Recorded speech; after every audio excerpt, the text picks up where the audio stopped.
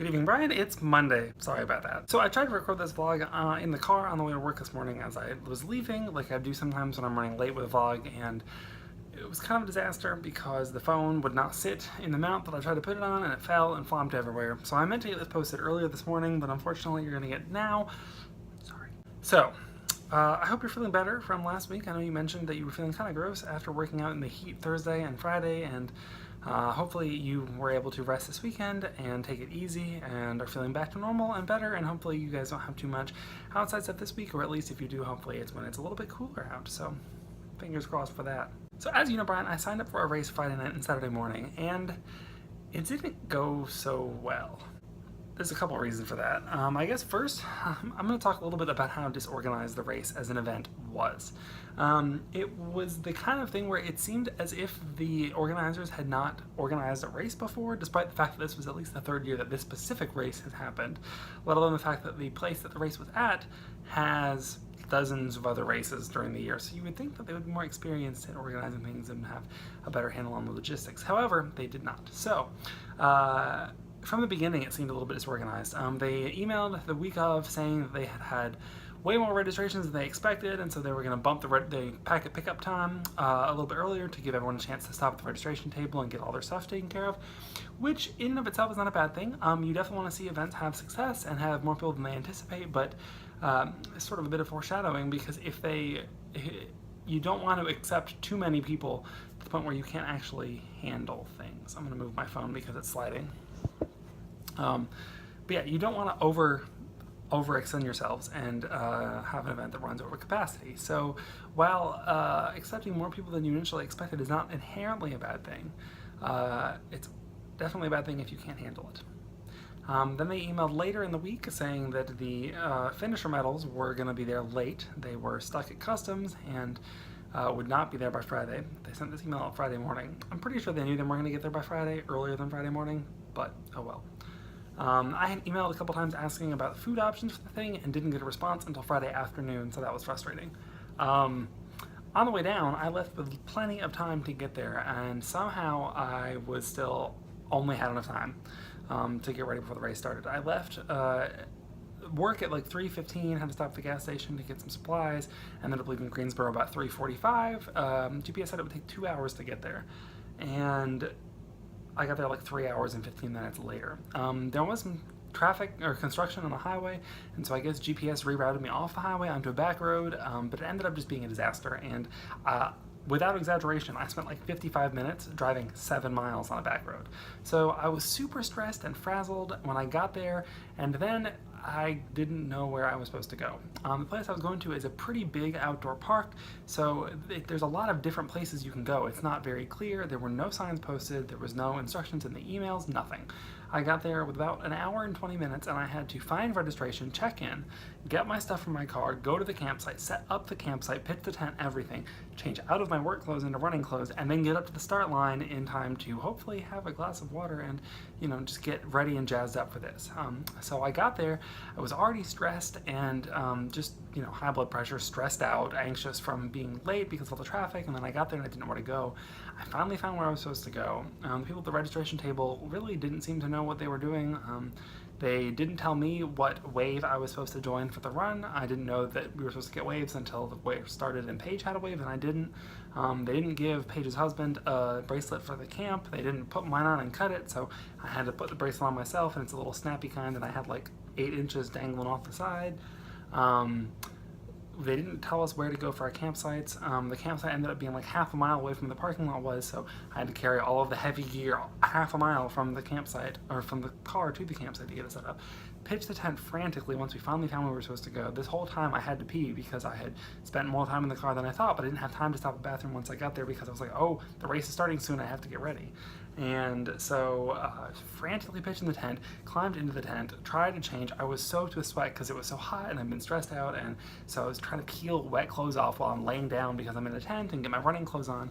I finally get up to the start line with just enough time to run to the restroom and pee before I have to start, and then I meet Paige and we get ready. And so for like the 2 hours leading up to the race, I was just stressed and hectic and panicked and anxious and not in a good place. Physiologically, you just feel stressed out and anxious, and that's not a good it's not a good position to be in, let alone it's not the right kind of physiological place you need to be in to start a race. I also hadn't eaten much that day, which is my own fault, and didn't get much sleep the night before, which is also my own fault. As you know, it was super freaking hot. The race started at 8, but it was still probably at least 85 to 90 degrees out. From the minute the race started, I knew it was going to be bad. It felt like it usually does after I've already run like 8 or 9 miles, where it was like I have no energy, but I'm just having to push through it. That's how it felt when we started the race. And as soon as we hit the trail and got like half a mile in, I knew something, I just didn't feel right. I was still panicked and anxious and worried and hectic and stressed, and I was like, oh, what if I can't do this? What if this is a big mistake? I have a whole other it's been half a mile, I have 12 and a half miles left to go. It's gonna be so late, how am I gonna run in the morning? Just freaking out mentally. And I also just didn't feel great. Physically, I just felt off. I didn't feel right. And so I was able to push through knowing that it was not, I was having a hard time. But finally we got to the aid station at mile 3, and I knew that I had to stop. I couldn't keep doing what I was doing. So I told Paige to run on ahead. I stayed at the aid station for about 5 minutes, drank a couple glasses of water, tried to calm down and, assess. I was feeling nauseous and queasy. So I ended up deciding to carry on. So I started to try and jog on and started to walk pretty quickly afterwards. And the remainder of the time after that 3 mile, I really basically walked the rest of the time.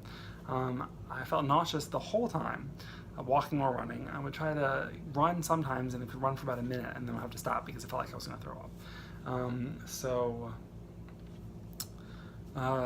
Yeah, and so I walked the whole time. It took way longer than I thought because I was walking. Initially, I expected to finish the race in about 2.5 hours, 2 hours and 45 minutes, and that clearly was not going to happen. I just felt miserable and terrible and nauseous and like I was going to throw up. The whole thing seemed like it was uphill. And I just couldn't do it. I ran 14 miles the week before, but I could not run. I just couldn't do it. My body would not do it. I don't know if it was all of the stress leading up to the race. I don't know if it was not eating enough. I don't know if it was the heat. I think it was all of those. I think that I didn't start the race good, and then it only just got worse from there. Whereas if I had started the race from a good place, I would have had the ability to sort of push through more. So, long story short being that it's 7.5 minutes already. I ended up bumping into Paige at mile 9, 9.5. She'd also had a hard time. She was able to push on a little bit longer than me, but had slowed down enough that I was able to catch up to her even though I was just walking. She'd gotten sick. She wasn't feeling good at all. She'd run out of fuel. She was feeling dehydrated. A few of the aid stations were out of water when we got to them. That's another thing that made the run worse, and that was a feeling of disorganization. So finally, her husband had to come.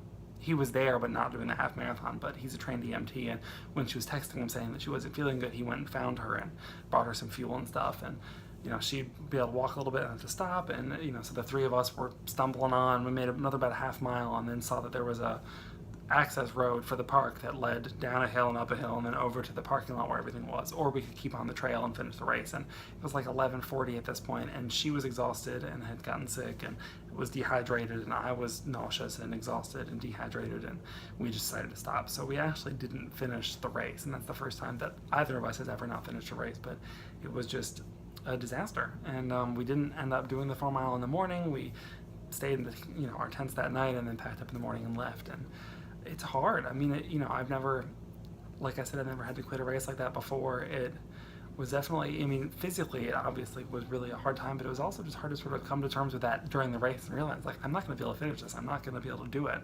And, it's kind of embarrassing to not have finished the race, but it was just for a multitude of reasons that you've heard about over the last almost 10 minutes. It was just a really hard time, and I think that, it was the best decision from a health standpoint to call it quits and finish instead of trying to push through, especially because we had another like 3.5 miles left. But yeah, so that was fun.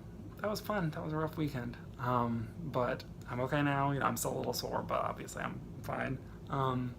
So yeah, so that was my weekend, Brian. I should probably stop it now because this video is already almost 10 minutes long, and that's a little bit crazy. We did get rid of the 4-minute limit, but I definitely hope that this was, you found some time to sit down and watch this, because this is like more than twice as long as our normal vlogs. So I should probably end it now, but I look forward to seeing your vlog tomorrow probably, and then my third type of after that. And I hope you have a good night, Brian.